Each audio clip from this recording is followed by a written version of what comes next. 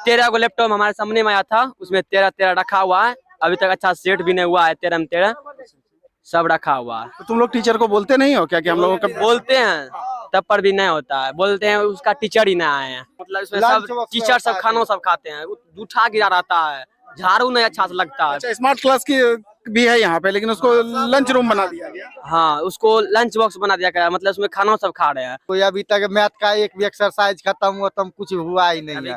आता है बस एक दो भाग गुना दे देता है, 11 12 में चले जाता है मास्टर। तो तुम लोग कहीं और शिकायत नहीं की है? हम लोग कहाँ सर शिकायत करें, किसके पास शिकायत करे जाके? बोलता है नो में काट देंगे। वैसे आप आएंगे स्कूल के टाइम में तो जो बच्चे 8वां से पास करके आए हैं हाई स्कूल में, उसमें कुछ बच्चे ऐसे होंगे जिसको कि शुद्ध हिंदी पढ़ना नहीं आता है।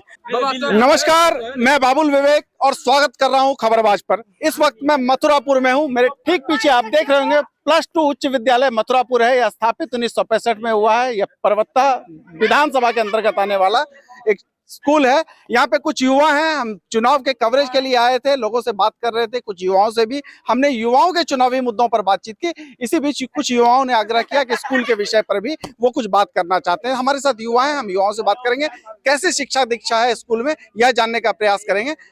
क्या नाम है? आपसे तो बात हुई है अभी मेरी चुनाव के बारे में। क्या नाम? मैं छोटू कुमार बोल रहा हूँ। तो ये स्कूल यहाँ पे इकलौता +2 स्कूल है। ये वैसे +2 था नहीं, फिलहाल ही कुछ दिन पहले बना है, 2-3 साल पहले +2। अच्छा, तो ये हाई स्कूल था? हाई स्कूल था यहाँ पे, यानी कि इसको प्रोन्नत कर दिया गया +2 में। जी जी जी। हम लोग भी पहले इसी स्कूल में थे। 2014 में हम यहाँ से निकले हैं पास करके। तो उस टाइम तक शिक्षा व्यवस्था जो भी था यहाँ का ठीक था। पुराने शिक्षक थे जो भी थे। अब वो जो भी शिक्षक थे वो पुराने वाले रिटायर हो चुके हैं और नए शिक्षक आए हैं। और रही स्कूल की बात, स्कूल का जो भी पहले खपड़ेल का स्कूल था, धीरे धीरे वो टूटा तो उसका खपड़ेल उपड़ेल जो भी था वो बिका, कुछ बचा हुआ था तो वो सब इसी में लगाया। और इसका भी फंड आया हुआ था कि 4 दिवाली का फंड हो, उस पे तार बिछाया जाए। तो फंड का क्या हुआ उसका तो कुछ नहीं पता। लेकिन मेरे स्कूल में जो वृक्ष लगा हुआ था उसका भी कटाई हुआ है। सरकार कहते हैं कि वृक्ष की कटाई पर रोक लगाना चाहिए, लेकिन यहाँ तो अंधाधुंध कटाई हो रही है। स्कूल में क्यों बिल्डिंग बनाने के लिए काटा गया या ऐसी? नहीं, वो बिल्डिंग बनाने के लिए कटे या ना कटे, लेकिन वृक्ष तो कटाना, वो तो नहीं कटना चाहिए। उसका पैसा क्या हुआ नहीं हुआ, न यहाँ का कोई संस्थापक है न कोई है, उसको तो कम से कम पता होना चाहिए ना। अच्छा, पढ़ाई वगैरह कैसा है स्कूल में? पढ़ाई वगैरह तो हम आपको बता दिए, शिक्षा व्यवस्था जो भी था वो 2015 तक ही रहा यहाँ पे। उसके बाद न शिक्षक को स्टूडेंट से काम है, न स्टूडेंट को शिक्षक से काम है। शिक्षक आए पढ़ा के चले गए, विद्यार्थी पढ़े ना पढ़े उससे कोई जरूरी नहीं है।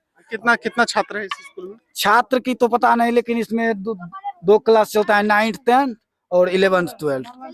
और रूम भी 4 कितना है? रूम 3 को है, रूम 1 लैब है। अच्छा, 3 रूम 1 लैब है। 1 लैब है, लैब में पढ़ाई नहीं होता है। 3 रूम है। कितना बच्चा है? 9 10 11 12 है। 250 जो कि हमारे पास स्मार्ट क्लास भी है। इसमें लैपटॉप सब रखा हुआ है, लेकिन कभी स्टूडेंट को या किसी को कोई मास्टर ज्ञान नहीं देते हैं। और कुछ प्रैक्टिकल से स्कूल में नहीं हो रहा है। मतलब तुम लोगों को कंप्यूटर क्लास वगैरह कुछ नहीं कराया जाता है? खाली सामान जो सरकार से आया है सामान 13 को लैपटॉप हमारे सामने में आया था, उसमें 13 रखा हुआ है। अभी तक अच्छा सेट भी नहीं हुआ है। 13 में 13 सब रखा हुआ है। तो तुम लोग टीचर को बोलते नहीं हो क्या कि हम लोगों को? बोलते हैं तब पर भी नहीं होता है। बोलते हैं उसका टीचर ही ना आए हैं। अच्छा, उसका टीचर ही नहीं आया है। तो सरकार कंप्यूटर दे दी, सब कुछ दे दी, लेकिन टीचर नहीं दिया, ऐसा कहना है? हाँ, टीचर है कंप्यूटर का, तो उसके बाद क्यों नहीं करवा रहा है? हमको नहीं पता, कभी बात नहीं की? टीचर है सर, टीचर क्लास भी नहीं है। 1-2 दिन जब नई थी मैडम तब आई 1-2 दिन, उसके बाद अगर जाते हैं कंप्यूटर के रूम में मतलब भगाने लगते, बोलते नहीं ये सब मत सीखो, पहले पढ़ाई करो। क्या पढ़ाई करे, तब कंप्यूटर क्यों लगा है सर? लंच बॉक्स, मतलब इसमें सब टीचर सब खानों सब खाते हैं, जूठा गिरा रहता है, झाड़ू नहीं अच्छा से लगता है। अच्छा, स्मार्ट क्लास की भी है यहाँ पे, लेकिन उसको लंच रूम बना दिया गया। हाँ, उसको लंच बॉक्स बना दिया गया, मतलब उसमें खाना सब खा रहे हैं। झाड़ू अच्छा से नहीं लगता है। प्यून था वो भी चले गए यहाँ से।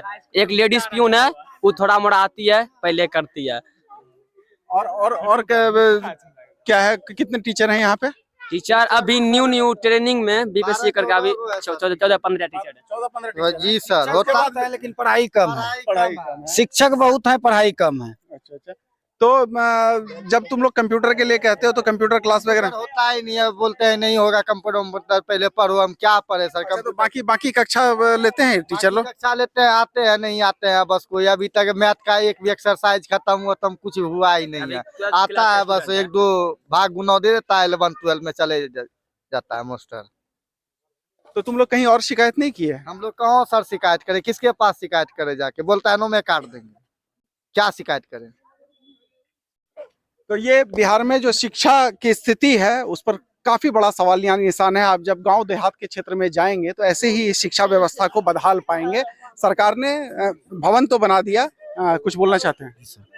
और रही यहाँ की बात, तो केवल हम शिक्षक को ही दोष नहीं देंगे।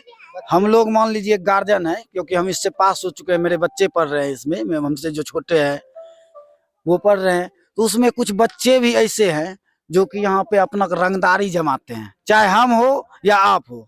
तो इसको हम नाम नहीं बताएंगे आपको, हम उतना जानते भी नहीं आते हैं।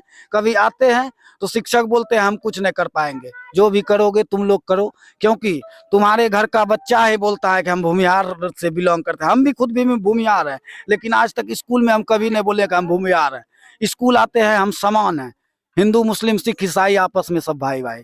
तो हम जो चलते हैं हम सबको बराबर लेके चलते हैं। अभी जो है यहाँ का स्थिति, यदि मेरे बच्चे खराब हो चुके हैं तो उस टाइम की बात है, शिक्षक लोग उस टाइम मारते थे पीटते थे, लेकिन इस टाइम में नहीं मारते हैं, बोलते हैं कि तुम्हारे गार्जियन से डर लगता है।